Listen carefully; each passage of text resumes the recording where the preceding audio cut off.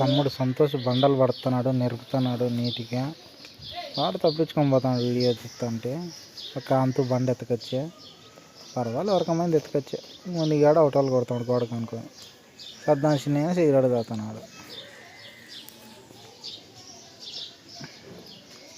నరేంద్రగాడు బండలు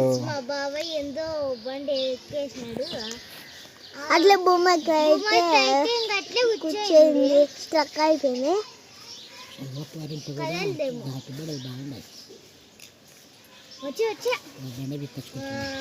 నేను చూడండి మా మామను అట్లా జరిపాను, అట్లే అవ్వను.